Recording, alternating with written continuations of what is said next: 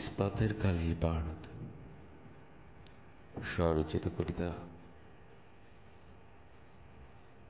যুদ্ধের হাতিয়ার শুধু অস্ত্র হতে হবে তা নয়, কলম হতে পারে।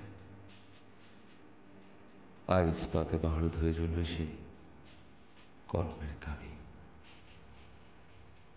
কবিতা হবে গ্রেনেডের মতো, যার শব্দ বিস্ফোরিত হয়ে ধ্বংস করবে শত্রুর নীল নকশায় করা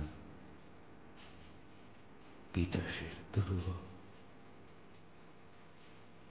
হাজার বার করো বন্দি, এখনই তো তোমাদের সময়।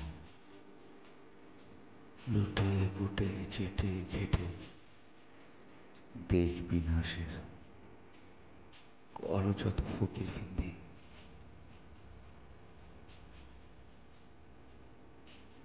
দিচ্ছ যখন আরো দাও, যত আঘাত অপমান সকল অত্যাচারের দণ্ডি। পূর্ব দিগন্তের সূর্য সেনা, জয় বাংলার কান্ডারি তারা। বারবার রক্ত ঝরেও মাথা নত না করে সকল ষড়যন্ত্রের সংগ্রামে নিজের প্রাণ বিলীন করে ছিনিয়ে আনে বিজয়ের মূর্তি। জয় বাংলা।